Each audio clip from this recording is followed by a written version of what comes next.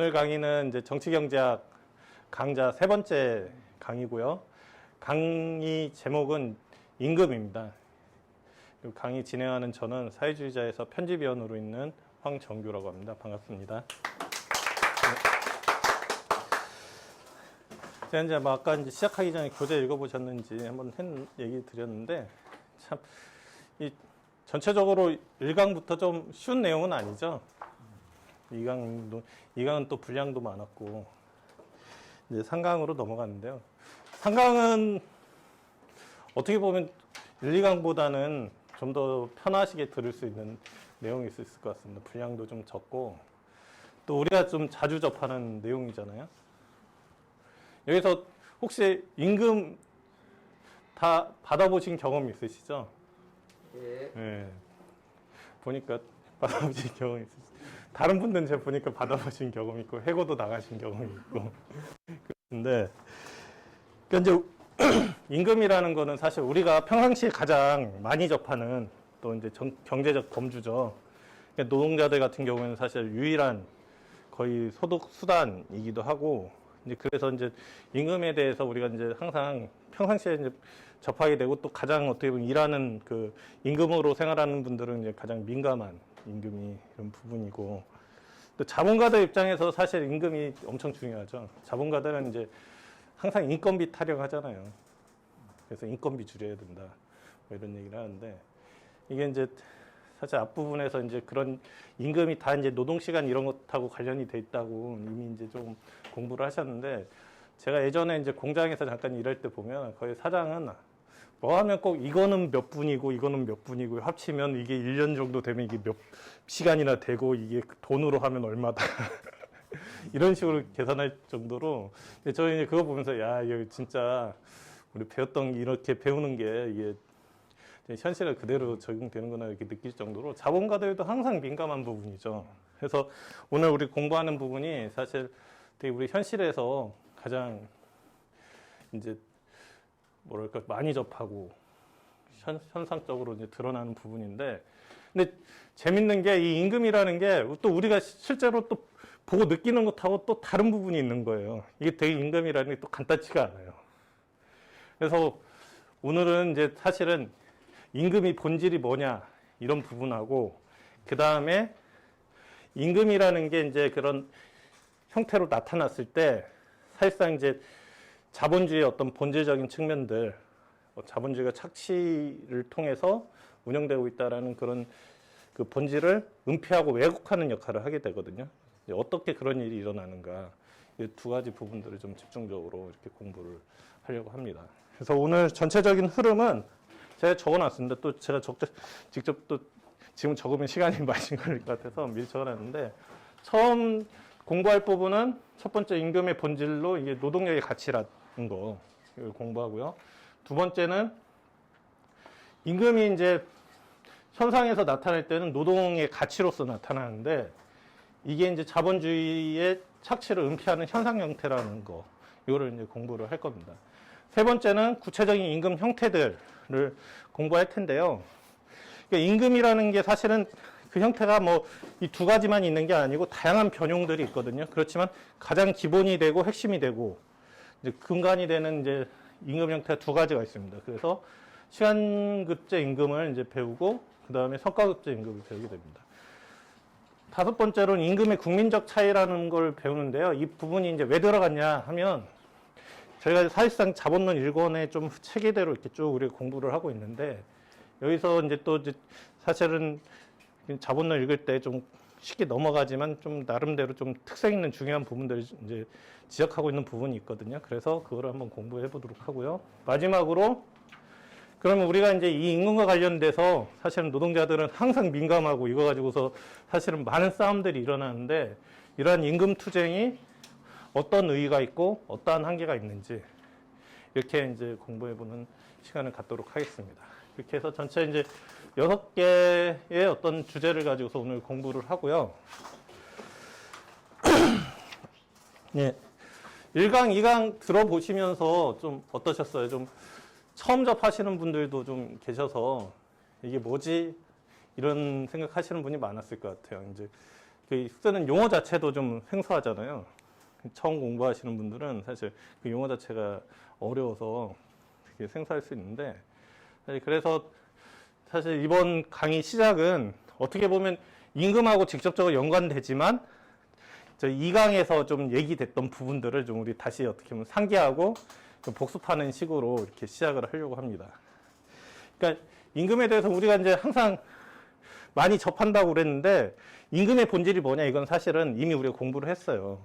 그러니까 이런 부분들은 좀 우리가 시작하는 데 있어서 좀 쉬운 부분이 있는데, 이 본질, 이 이제 본 주제로 들어가기 전에 보면 1강 때 이제 그런 공부를 했었죠. 이제 본질하고 현상이라는 게 있다. 근데 이제 본질하고 현상이 동일하지가 않다는 거죠. 그러니까 이제 우리가 이제 실제로 보는 거는 현상인데, 이 현상 배후에 존재하는 게 본질이죠. 그런데 이 현상이 본질의 모습 그대로 나타나면 우리가 사실은 세상을 보고 해석하는 게 되게 쉬워요. 근데 실제로는 그렇지가 않다는 거죠. 여기서 이제 사실 많이 이제 클리셰처럼 이렇게 예로 드는 게 이게 이제 지구 공전이거든요. 사실은 이제 우리가 이제 감각적으로 현상적으로 볼 때는 태양이 돌고 있잖아요. 그런데 이제 실제 본질은 그게 아니라 지구가 이제 태양 주변을 돌잖아요. 근데 사실 이런 일들이 많이 일어난다는 거예요.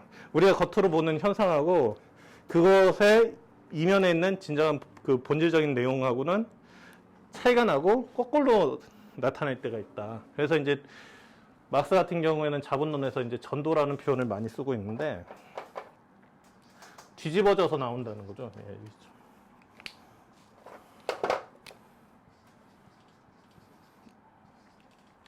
오늘 이제 임금을 공부할 때도 사실 이 부분이 사실 되게 키포인트예요. 그래서 이제 미리 한번 말씀드리고, 그래서 우리가 처음 모든 현상들 그러니까 이제 여러 가지 이제 사물들 볼 때는 현상부터 보는 거죠.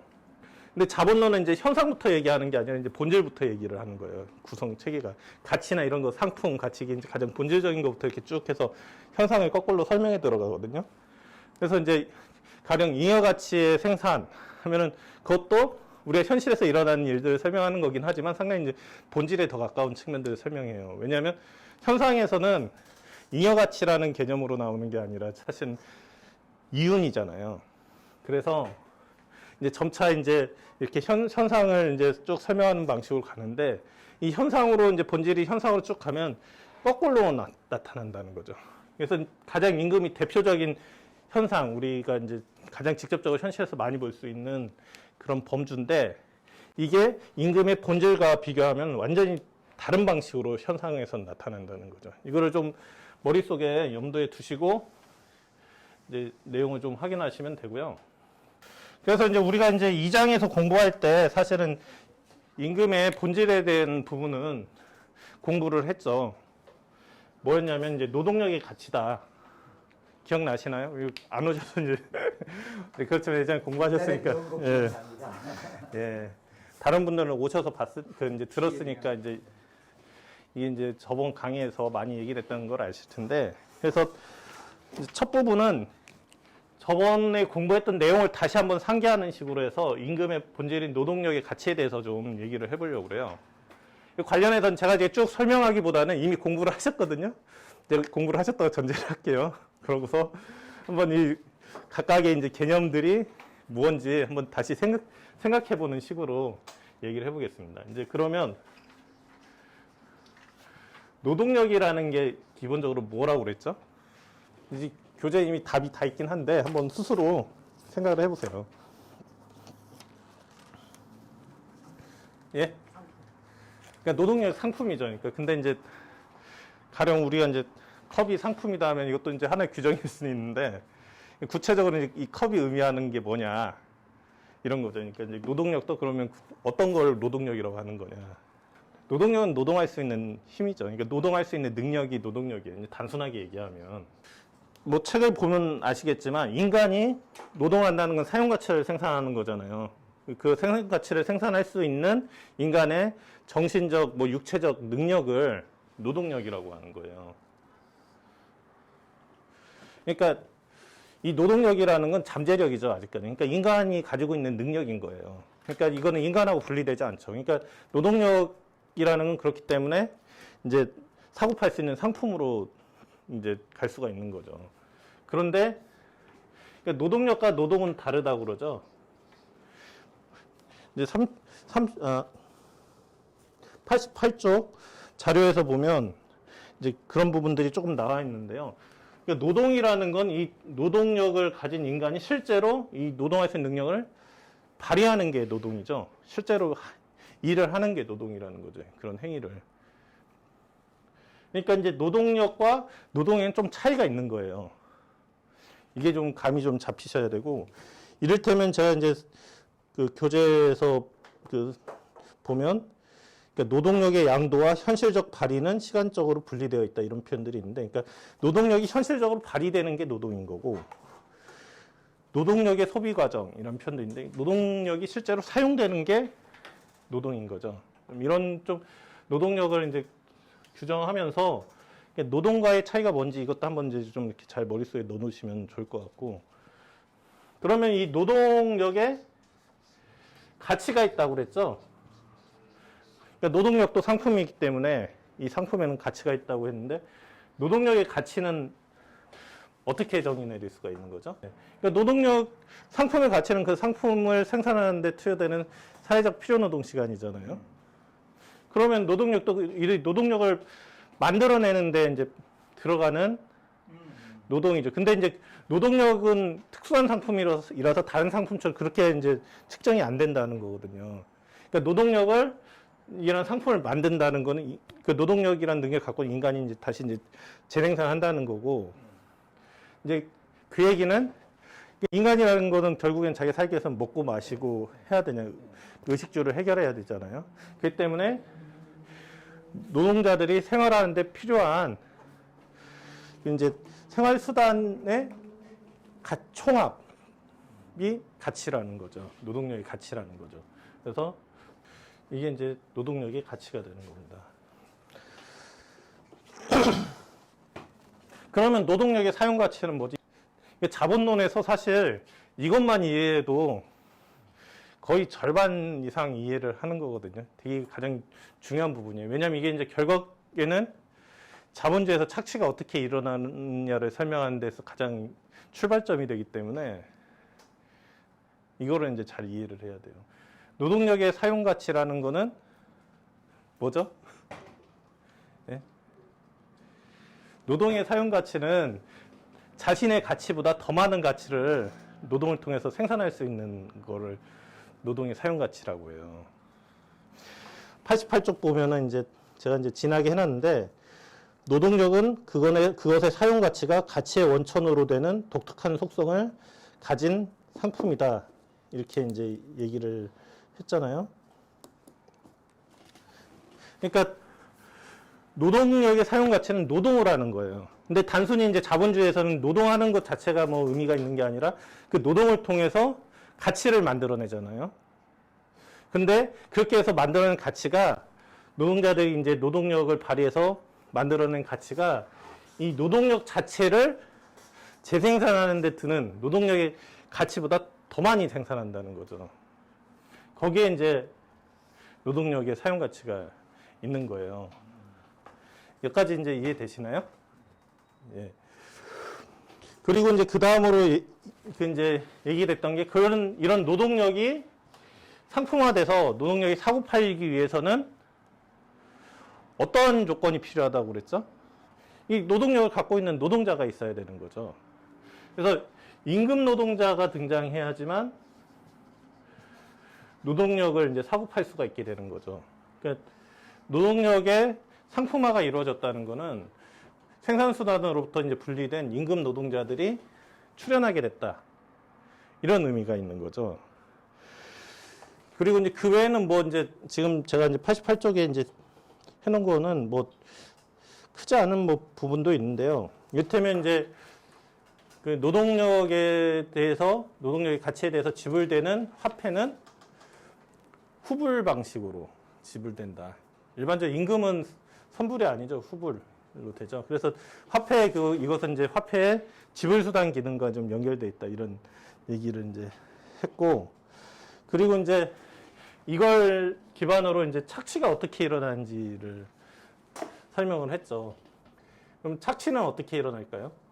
혹시 뭐 뒤에 뭐 한 분 정도 얘기해 주실 수 있을까요? 간략하게 한번. 이 지금 노동력과 가치, 사용 가치 뭐 이런 지금 돼 있는 개념 가지고 착취가 어떻게 일어나는지. 착취는 노동자가 노동력의 가치를 재생산할 수 있는 시간을 초과하여 노동하기 때문에 발생합니다. 이제 이거를 이제 다시 말씀드리면 자신의 노동력의 가치를 초과해 노동하는 거는 이제 자신의 노동력 가치보다 더 많은 가치를 만들어내는 거잖아요. 그러니까 가치를 창출할 수 있는 원천이 된다는데 이제 노동력의 사용 가치가 있는 거예요. 그리고 이 노동력의 독특한 성격 때문에 이제 자본주의에서 이제 착취가 가능해지는 거거든요. 그러니까 이제 이 말은 다른 말로 하면 이제 잉여가치 생산이 이루어진다는 거죠. 그러니까 이거가 이제 중요하고 이것까지는 이제 확실하게 이해를 하셔야 돼요. 그리고 그 다음으로 이제 마지막으로 이제 운을 강의하고 이제 좀 중요한 연결 지점이 있는 게 뭐냐면 이렇게 해서 착취가 일어나는데 사실상 등가 교환에 의해서 모든 게 진행되기 때문에 현상적으로는 착취가 안 일어나는 것처럼 이제 나타난다는 거죠. 그러니까 임금이란 거 관련된 얘기를 하기 전 단계부터 이미 자본주의는 착취를 은폐하는 그 메커니즘이 있는 거거든요. 자본가가 있고 노동자가 있으면 자본가는 이제 노동자한테 이제 화폐를 주는 거죠. 그리고 노동자는 노동력을 이제 그 대신에 반대급부로 주는 거죠. 이랬을 때 경우에 따라서 이제 악랄한 자본가는 이제 노동력 유지하기도 어려울 정도 임금을 주는 경우도 있지만 기본적으로는 평균적으로 이제 어찌됐든 살아갈 만큼의 임금을 준다. 노동력을 어떻게든 그나마 재생산할 수 있는 정도의 임금을 준다. 이렇게 전제를 하는 거잖아요. 근데 그 상황에서 자본가와 노동자의 그 교환은 등가 교환이죠. 자신의 이제 노동자는 자신의 노동력을 그 노동력 가치대로 팔았고 자본가는 그래가지고 노동자들 노동을 시키면서 이제 그 반대급부로 이제 화폐를 준 거죠. 노동력의 가치만큼. 그런데 자본가는 이렇게 해서 만들어낸 생산물을 또 그 제 가치대로 판매하는 거잖아요. 그렇기 때문에 노동자가 이제 자본가가 노동자를 고용해서 이제 만들어낸 어떤 상품을 판매할 때는 다시 등가 교환을 한다는 거죠. 그렇기 때문에 이 등가 교환의 법칙을 전혀 훼손하지 않고 전체 과정이 이루어지면서도 착취 잉여 가치의 생산이 이루어진다. 이런 얘기를 한 거죠. 그렇기 때문에 자본주의 하에서는 다 등가 교환으로 다 서로가 제 가치대로 다 돈을 받고 대가를 받고 이렇게 했는데 근데 착취가 일어난다 이거죠. 이 부분까지를 좀 이해를 하시면 될 것 같고요. 일단은 그래서 임금의 본질이 노동력의 가치라고 했는데 그래서 노동력의 가치는 사실상 2강 때 배운 거예요. 다시 좀 우리가 상기해보는 차원에서 이제 좀 강의를 진행했는데 몇 가지 이제 이해되시죠? 예, 그러면은 다음으로 넘어가겠습니다. 근데 이제 문제는 뭐냐면 임금의 본질은 노동력의 가치예요. 그런데 임금이라는 건 현상 형태거든요. 현실에서 이제 실제로 나타나는 거예요. 이게 이제 어떤 현상 형태로 실제로 나타날 때는 노동력의 가치로 나타나는 게 아니라 노동의 가치로 나타난다는 거예요. 좀 뭐가 알듯 말듯 하죠? 이 부분도. 그러니까 이제 그 노동의 가치라고 하면은 어떻게 되는 거냐면, 그러니까 노동자가 실제로 받는 건 자신의 노동력을 재생산하는데, 노동력을 유지하는데 들어가는 생필품, 생활수단의 어떤 총량만큼의 가치인데, 이제 실제로는 그게 아니라 당신이 노동을 했으니까 내가 그 대가를 준다. 라는 식으로 나타난다는 거예요, 현실에서는. 그러니까 임금이라는 거에 이제 본질은 노동력의 가치인데 임금이 이제 현상 형태로 갔을 때는 이제 노동의 가치로 이렇게 나타난다는 거죠. 그래서 처음에는 이제 임금이라는 게 그래서 자신이 노동을 어떻게 제공해서 거기에서 받은 반대급부를 이렇게 나타나기 때문에 이제 여기서 이제 제가 말씀드린 거는 처음에는 그래서 임금이라는 게 어떤 시장 가격이 있고 근데 시장 가격 속에서도 진동하면서도 어느 정도 이제 딱 이렇게 정해지는 평균적인 이제 노동의 가격이 있어요. 그게 이제 노동의 어떤 필요 가격, 자연 가격이라고 이제 불렀고 그러니까 그러면 노동에 이제 그런 가격이 있으면 노동에도 가치가 있는 거 아니냐. 상품도 가격이 있으면 사실 상품의 그 가격 가치라는 거는 아니 가격이라는 거는 가치가 이제 화폐로 표현된 거니까 노동의 가격이 있으면 노동도 가치가 있는 거 아니냐 해서 임금이라는 게 노동의 가치라고 이렇게 사람들한테는 인식된다는 거죠. 여기까지 이해되세요? 예. 이 부분은 그냥 이렇게 알면 돼요. 왜냐하면 뒷부분에서 제가 곤이어서 이거를 더 상세하게 지금 이제 설명할 거거든요. 그래서 근데 이제 이 이제 노동의 가치라는 말이 좀 사실은 황당한 말이 되는 거예요. 제 89페이지에 노동의 가치가 표현이 지닌 모순이라는 이제 저를 이제 제가 이제 이제 제시해 놨는데 여기 보면 한 3가지 정도 노동의 가치 표현이 지닌 모순에 대해서 얘기를 했거든요. 첫 번째가 뭐냐? 임금을 노동의 가치라고 표현하면 어떻게 되냐면 노동자가 행한 12시간의 노동의 가치는 그럼 어떻게 정해지냐? 우리가 지금까지 배웠던 방식으로 하면 12시간 노동의 가치는 12시간 노동의 가치다. 이렇게 이제 표현이 돼버리는 거예요. 그러니까 가령 상품이라는 거는 우리가 가치 형태를 배웠잖아요. 그 가치 형태에서는 자기 자신으로 표현될 수가 없다고 그랬잖아요. 왜냐면 자기 자신으로 표현되는 거는 X량이 저고리는 X량이 저고리다.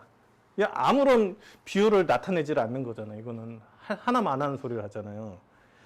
게다가 더 나아가서 뭐냐면 우리가 상품이라는 거는 상품이 갖고 있는 가치라는 거는 사실상 사회적 추상적 인간 노동이 응고된 거라고 얘기했잖아요.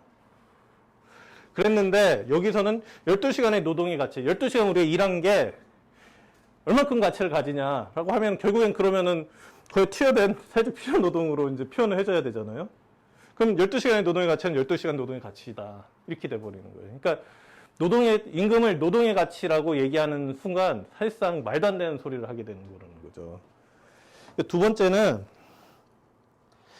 그러니까 노동이 이제 팔리려면 객관적으로 존재해야 된다는 거죠. 그러니까 근데 노동은 행위잖아요. 그래서 이제 아까 말씀드렸듯이 노동력과 노동을 구분하는 거에 이제 중요성이 있는 건데, 노동이라는 우리가 실제 막 하고 있는 행위를 얘기하는 거예요. 근데 이거를 어떻게 사고 팔 수가 있어요? 이 자체를.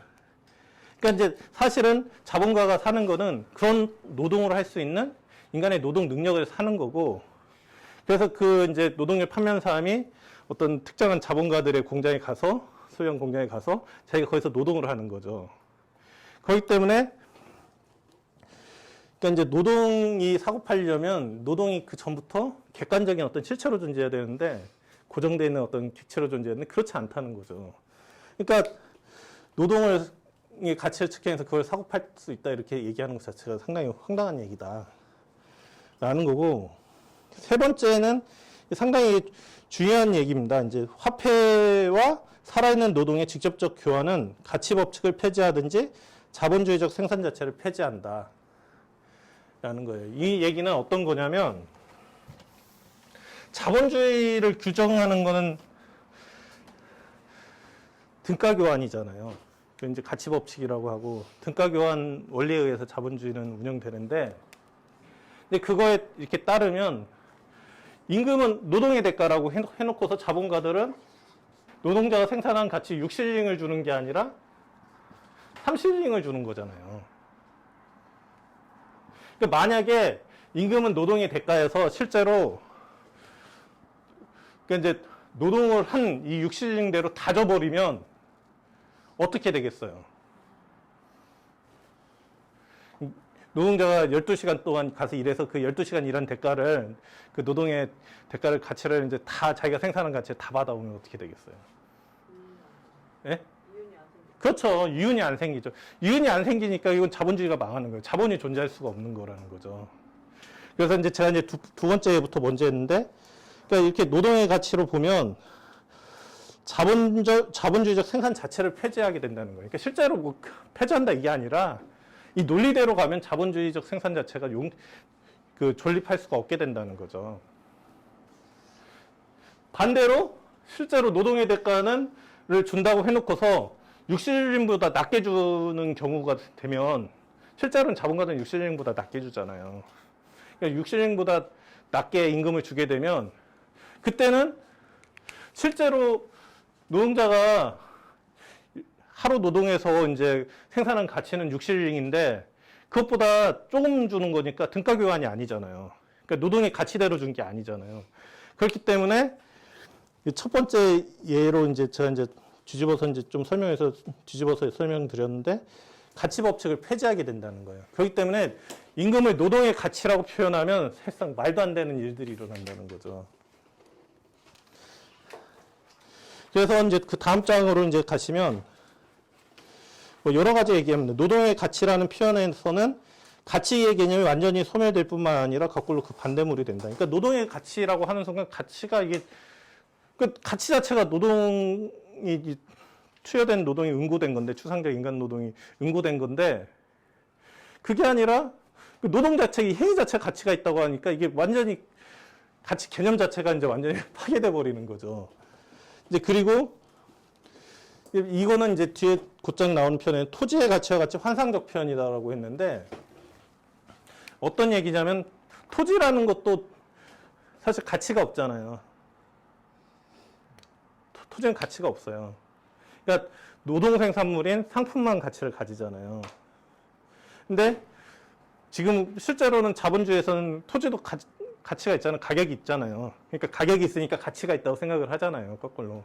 그러니까 물론 이거는 이제 이미 막스가 이에 대해서 설명을 했어요. 29쪽 한번 가보실래요? 자료에서. 이건 저번에 했던 거긴 한데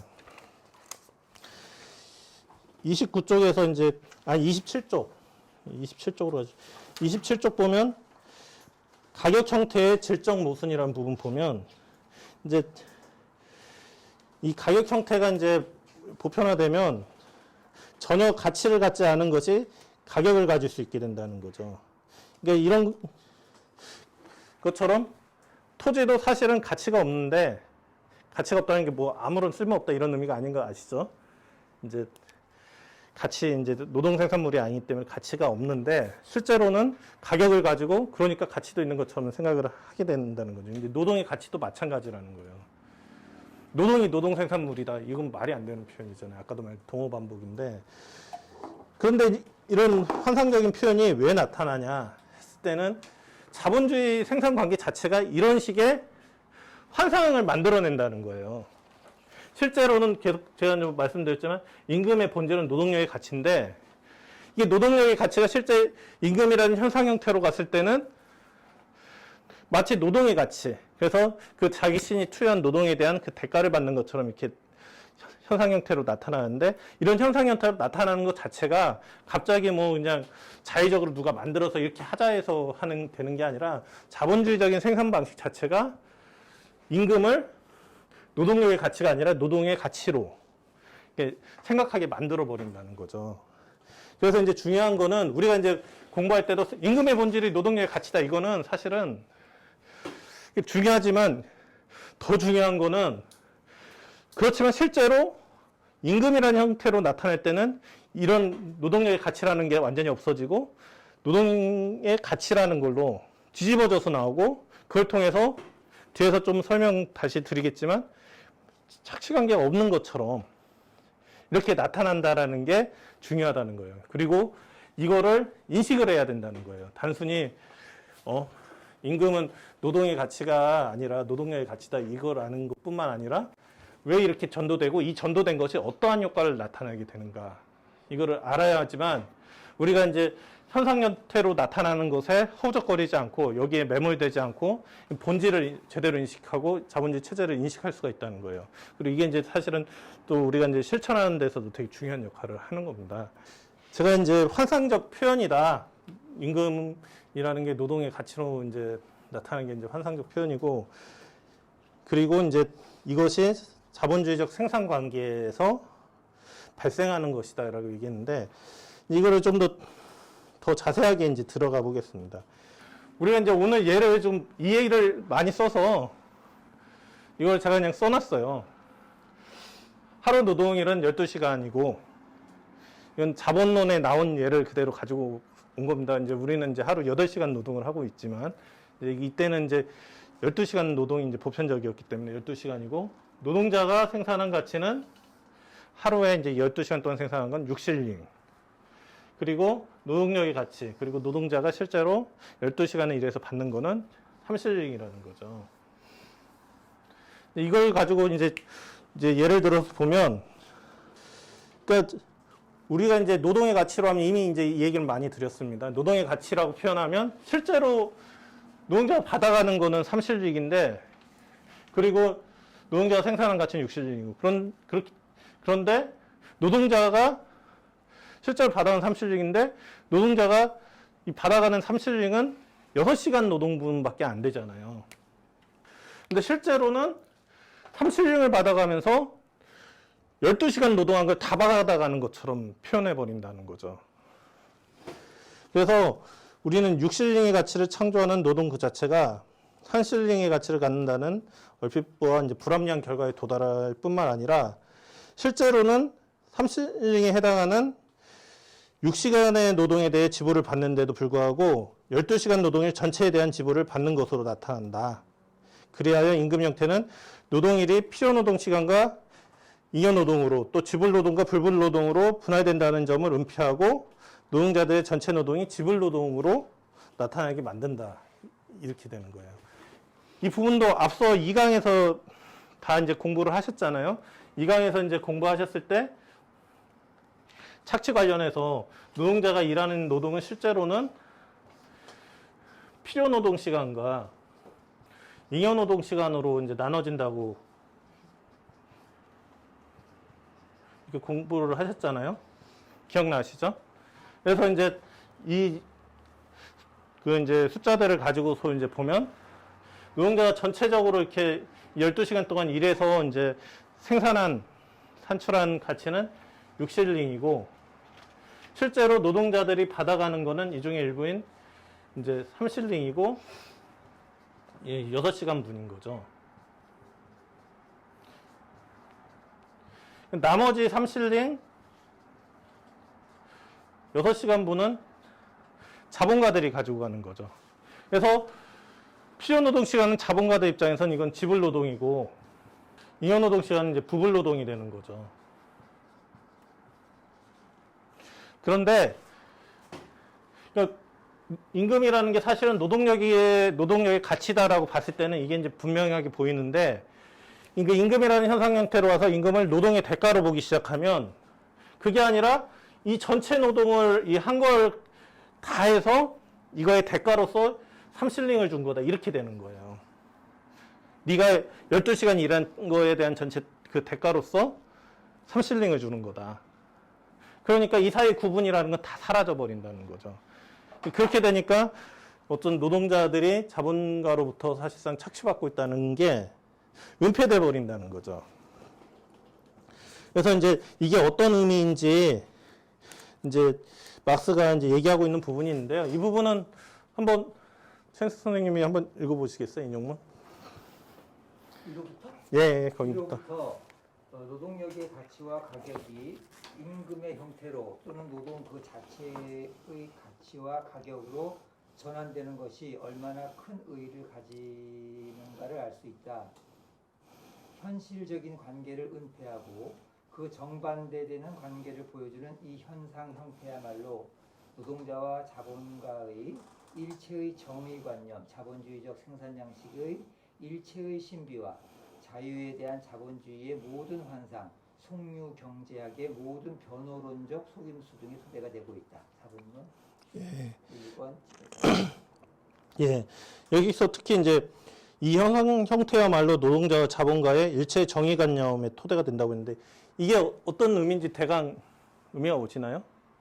그러니까 자본가들 입장에서는 나 너 일한 거 가령 요즘식으로 얘기하면 너 8시간 아침 8시부터 저녁 5시까지 오후 5시까지 일하고 12시부터 1시는 휴게 시간 해가지고 8시간 일하는데 거기서 시급 얼마에서 난 네 일하는 거에 대해서 정당한 계약을 해서 일한 만큼 나는 그 대가를 줬다. 자본가는 이렇게 얘기하는 거예요. 정당한 대가를 줬다. 또 거꾸로 노동자 입장에서도 내가 이제 아침 8시부터 5시까지 8시간 일해가지고 그 대가를 정당하게 받았다 이렇게 생각하는 거예요. 혹은 싸움이라는 건 노동자들이 이제 이거에 대해서 불만이 있을 때도 나는 8시간 일해서 이만큼 임금을 받아야 되는데 내 정당한 대가는 이 정도인데 너무 내 정당한 대가 작다. 이런 식으로 이제 얘기하게 되는 거예요. 뒷부분에 이제 제가 이제 써놓은 부분이 그런 건데, 그러니까 이게 이제 자본가들 뿐만 아니라 노동자들도 임금의 본질을 이제 알지 못하고 현상 형태에 빠지게 되면 사실상 이런 구조를 통해서 내가 착취받고 있다 이렇게 생각하는 게 아니라 내가 정당한 임금 내가 몇 시간 노동해서 그 노동의 정당한 대가는 최소한 이 정도가 돼야 되는데 그 정당한 대가를 내가 못 받고 있다. 그러니까 나는 그 정당한 대가 요구해야 되고 그런 정당한 대가를 안 주고 너무 자기만 챙기고 자기가 다 먹으려고 하는 저 사장, 저 자본가가 악질이다. 이런 식으로 이제 접근하게 된다는 거예요. 이 경우는 어떻게 되냐면, 그러니까 내가 이제 너무 이제 적은 임금을 받고 있기 때문에 그 싸우는 것 같지만 그 싸움을 하고 있는 기반 자체가 기본적으로 이렇게 이미 이제 환상적인 형태라고 그랬는데 이제 환상적 형태 속에서 싸우고 있는 거예요. 그러니까 자본주의 틀 안에서 계속 머무르면서 그러니까 자본주의에서 착취가 일어난 건 임금 제도 자체에 있다라는 거를 못 보고 그 임금을 덜 받고 더 받고의 싸움으로 이렇게 계속하게 되는 거죠. 그래서 이제 자본주의의 이 임금 형태 자체가 어떻게 보면 노동자들한테도 그 자신이 처해 있는 현실을 정확하게 보지 못하게 만드는 그런 요인이 된다는 거죠. 그래서 사실은 노동자와 자본가의 일체의 정의관념, 일체의 신비와 자유에 대한 자본주의의 모든 환상, 속류경제학의 모든 변호적 속임수 등의 토대가 바로 여기에 있다 이렇게 이제 막슨 얘기를 하는 거예요. 네. 그래서 이제 임금을 노동의 가치로 봤을 때 자본주의에서의 가치가 어떻게 이제 은폐되게 되고 그걸로 인해서 어떠한 이제 결과들이 또 생겨날 수 있는지 이거에 대해서 이제 얘기를 했습니다. 그러면 이런 임금 형태가 필연적으로 등장하게 되는 이유가 뭐냐? 이 부분인데 여기에서 이제 맞선 한 7가지 얘기를 했거든요. 그렇게 이제 내용 자체가 어려운 건 아니에요. 그러니까 첫째 얘기하는 거는 모두 다 사고 팔지 않느냐. 자본주의에서는 상품을 다 사고 팔지 않느냐. 그러니까 인간 노동도 좀 노동자들과 자본가 사이에서 판매가 일어나는데 그러니까 인간은 그게 노동 팔고 있는 거 아니야. 인간의 노동자들의 노동을 사고 파는 거 아니냐. 이렇게 이제 생각할 수가 있다는 거죠. 두 번째는 그렇게 사고 팔 때 가령 컵의 가격, 컵의 가치 이런 식으로 다 쓰잖아요. 그러니까 노동의 가격, 노동의 가치 이렇게 쓸 수 있는 거 아니에요. 사람들이 쉽게 그렇게 생각한다는 거죠. 그러니까 세 번째는 그러니까 후불제라고 그랬잖아요. 임금은 노동력을 판매해서 실제 노동이라는 그 행위를 하고 나서 받기 때문에 더 쉽게 내가 노동한 거에 대한 대가를 받는다라고 생각하기 쉽다는 거죠. 네 번째는 그러니까 이제 일정한 실제로 노동자들이 하는 건 일정한 유형 노동이라는 거예요. 그러니까 내가 이거 해가지고 이게 가치가 창출되고 있다는 거는 개별 노동자들이 쉽게 알기는 힘들다는 거예요. 이거는 사실상 이제 이런 자본주의적인 그 운영 원리를 이제 본질적으로 이해를 해야지 이게 이제 내가 노동하는 게 사실상 이게 가치를 만드는 어떤 노동이구나 생각하는데 실제 자기가 일하는 데서는 그렇게 이제 느껴지질 않는다는 거죠. 다섯 번째는 자신이 받는 임금의 양적 변동은 필연적으로 12시간 노동의 가치 또는 가격의 변동으로 나타난다는 거예요. 그러니까 아까 말한 것처럼 자기가 노동한 전체 노동 시간 중에 필요 노동 시간을 자기가 받는다라고 생각하는 게 아니라, 그러니까 노동 시간 전체에 대해서 이제 받는 것처럼 항상 이렇게 이제 여겨진다는 거예요. 그래서 전체 노동 시간이 늘고 주는 거에 따라서 임금도 늘고 줄고 하니까 당연히 이건 내가 이제 한 노동에 대한 대가를 받는 거구나 이렇게 생각을 하게 된다는 거예요. 그리고 여섯 번째로 얘기하고 있는 거는 노동의 가치가 현실적으로 존재하여 그가 이 가치를 실제로 지불한다면 이게 이제 자본이란 존재할 수 없다는 점을 자본가들은 알지를 못한다는 거예요. 그러니까 자본가들은 이윤이 다른 데서 나오기 때문에 내가 이제 노동자들이 실제 노동에서 생산한 가치 다 주면 이윤이 안 생긴다라는 생각을 안 하는 거예요. 대부분 요즘도 많이 나오는 게 사실 뭐 혁신 뭐 이런 식으로 얘기하잖아요. 자본가들의 혁신, 머스크도 뭐 사실 뭐 뭔가 자기가 혁신적인 뭐가 있어서 거기서 자기가 돈을 버는 것처럼 생각하잖아요. 그러니까 그런 어떤 사고 틀에 빠져 있기 때문에 실제로 자기가 가져가는 이윤이 어디에 나오는지 자본가들도 정확히 보지는 못하는 거죠. 그러니까 이제 노동자들한테 노동의 가치대로 다 지불하면 이윤이 안 난다는 걸 모른다는 거죠. 그리고 이제 마지막으로 임금의 현실적 운동은 마치 노동력의 가치에 대해 지불하는 것이 아니라 노동력의 기능, 노동 그 자체의 가치에 대해서 지불하는 듯한 현상이 이제 생겨난다 이거죠. 그러니까 당신이 어떤 일을 하기 때문에 거기에 대해서 나는 돈을 준다 이런 식으로 생각을 한다는 거죠. 내가 그냥 노동력 재생산하려면 노동력 유지하려면 이만큼의 돈이 필요해서 받는다라는 생각이 아니라 자본가들이든 노동자도 그런 생각을 가질 수 있고 내가 가서 어떤 A라는 일을 하기 때문에 그 A라는 일을 한 거에 대한 대가로서 그 노동에 대한 대가로서 준다 이렇게 생각을 하게 된다는 거죠. 그래서 자본주의의 어떤 이 틀 안에서는 임금이라는 게 노동력의 가치로서 이렇게 사람들한테 다가오는 게 아니라 노동의 가치로 이렇게 다가올 수밖에 없다는 거죠. 그러니까 그렇게 되기 때문에 임금 형태라는 건 이제 필연적으로 생겨날 수밖에 없다. 이렇게 이제 얘기를 할 수가 있고요. 그 다음 장에 임금의 본질을 밝히는데 실패한 고전파 정치경제학이라는 부분은 좀 앞부분 설명이 좀 길어졌기 때문에 좀 생략을 하겠습니다. 이 부분은 좀 읽어보셔도 될 것 같고요. 예, 그래서 본격적으로 이제 임금 형태로 들어가면, 구체적인 임금 형태로 들어가면, 이 예를 든 거 말고도 여러 가지 변형들이 있을 수 있어요. 그건 아까 이제 강의 개요를 얘기하면서도 설명드렸는데, 근데 이제 가장 크게는 시간급제 임금과 성과급제 임금, 이 두 가지 형태가 있다는 거죠. 그러니까 시간급제 임금은 뭐겠어요? 이렇게 말 속에 다 이제 내용이 있는 거죠. 그러니까 시간급제 임금은 얼마 동안의 기간에 일하면 그 대가로 얼마를 받는다는 형식의 임금이죠. 대부분 시간급제 임금은 쉽게 접하셨죠? 가령 편의점 일할 때 시급 얼마 이렇게 주잖아요.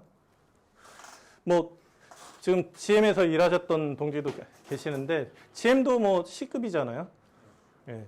다 이제 1시간 하면 얼마 해서 그걸 한 달 동안 이제 종합해가지고 임금을 주고 조금 이제 교환하셨으니까 그건 다르게 이제 월급제 뭐 이런 식으로 사실 조금 다를 수 있지만 이제 그래서 우리가 가장 쉽게 접하는 게 이제 사실 시간급제 임금이라는 거죠.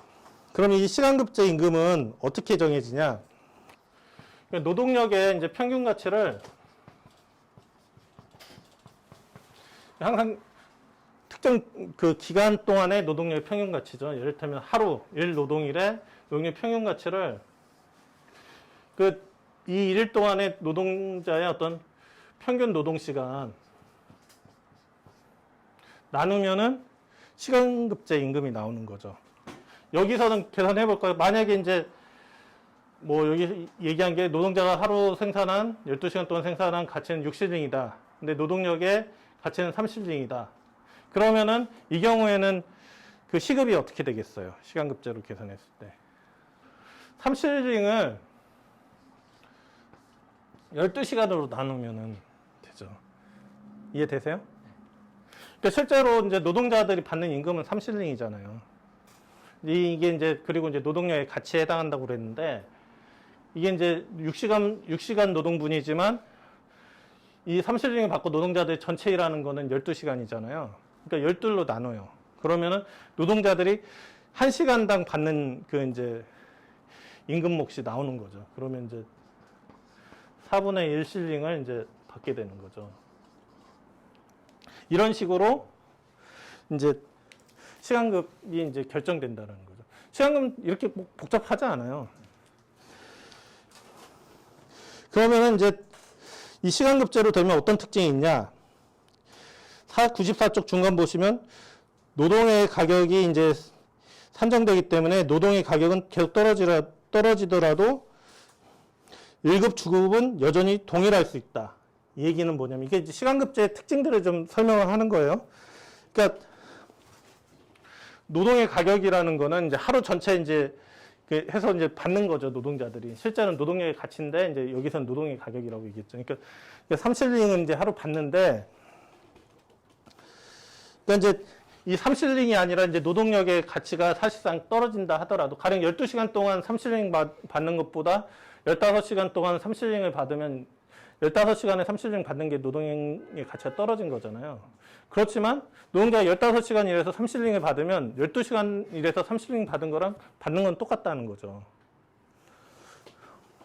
그리고 반대로 노동의 가격이 여전히 불변이든 심지어 떨어지더라도 그 1급 주급은 증대할 수 있다. 얘기는 가령 이 경우로 보면 12시간 노동할 경우에 시급이 4분의 1실링이라고 했는데, 근데 내가 12시간이 아니라 15시간을 일한다. 그렇게 하면은 3실링보다 더 받을 수 있는 거잖아요. 이해되시죠? 3과 4분의 3실링 이렇게 되나요? 더 받을 수가 있는 거죠. 그러니까 이 부분도 좀 잘 보셔야 돼요. 그러니까 점점점 그 현상 형태로 가면서 임금 자체가 이제 노동력의 임금의 본질이 노동력의 가치라고 얘기했는데, 임금이라는 형태로 가면 그게 이제 전도돼서 나타난다고 했는데, 그게 이제 더 심해지는 거예요.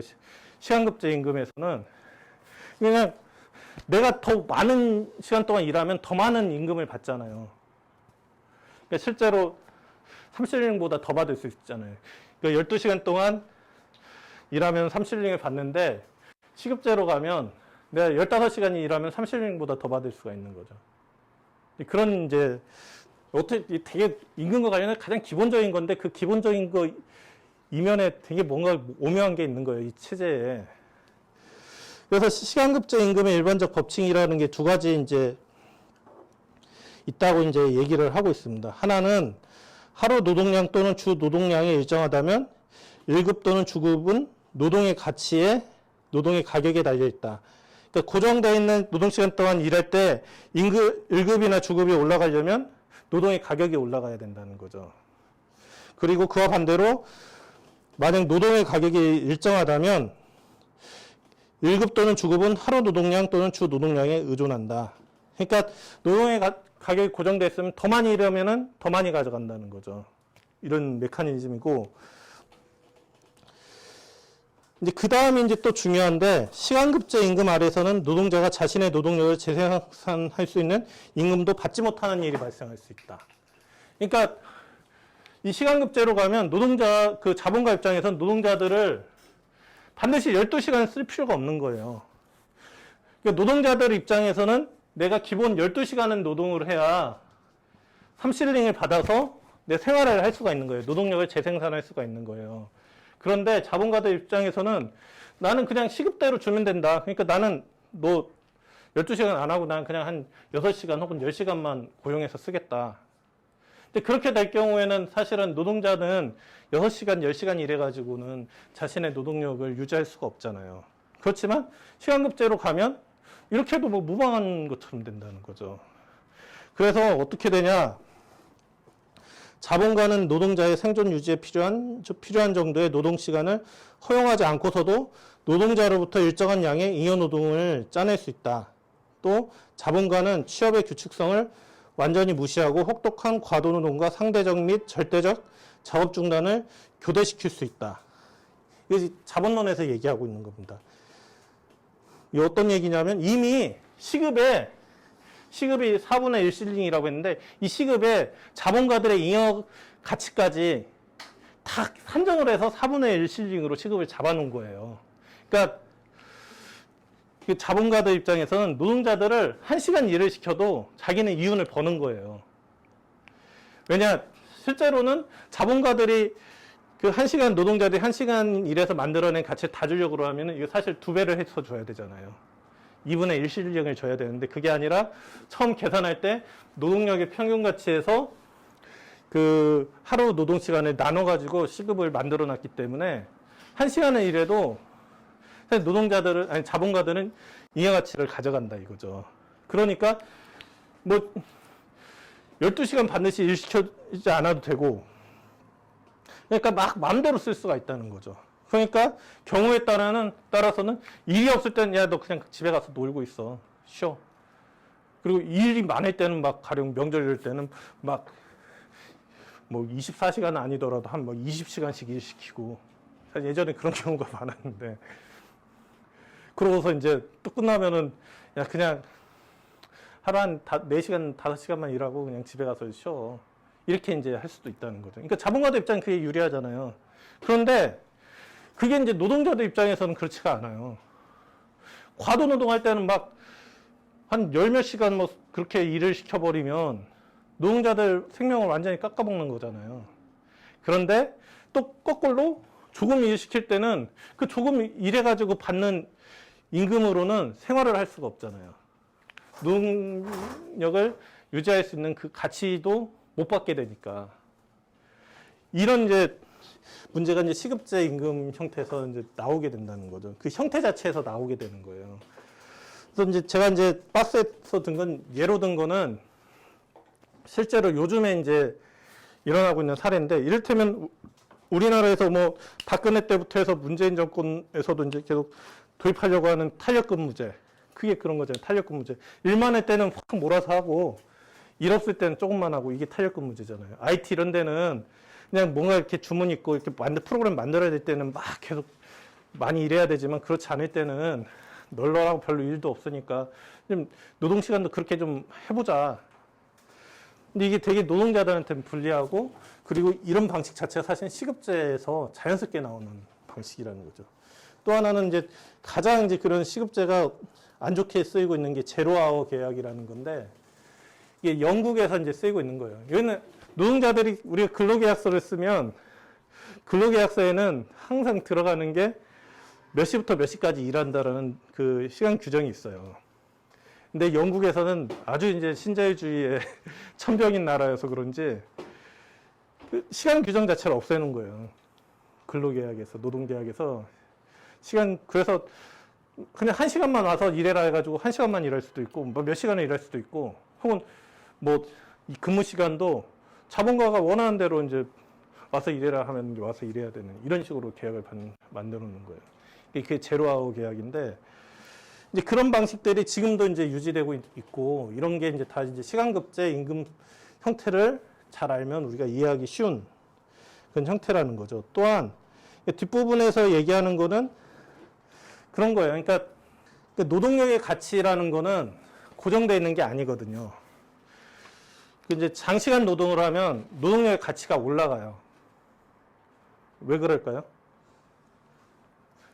장시간 일을 하면 노동자들 건강이 안 좋아지잖아요. 그걸 유지하려면 힘들잖아요. 그러니까 그만큼 더 이제 자본가가 지불을 해줘야 되는 거예요. 노동력 재생산 비용이 늘어나기 때문에.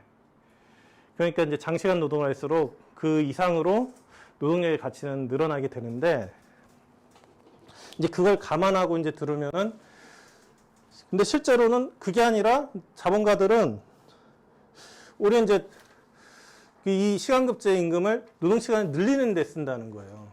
이를테면 우리가 이제 자주 접하는 그 잔업특근 했을 때 할증해 주거나 이런 방식도 있을 수가 있고, 그리고 노동일이 이제 긴 산업 부분일수록 임금이 더 낮은 경우가 많다는 거죠. 그래서 노동자들이 임금 수준이 낮기 때문에 자기가 이제 생활하는데 필요한 노동력의 가치만큼 받으려면 자기가 어쩔 수 없이 더 많은 시간, 장시간 노동을 할 수밖에 없는 거예요. 그러니까 일부러 자본가들이 조금 임금 수준을 낮춰놓는다는 거죠. 노동자들이 장시간 노동을 유도하기 위해서. 근데 그런 식으로도 쓰기 때문에 노동일이 더 이제 긴 산업 부분일수록 임금이 더 낮은 경우가 보통이다.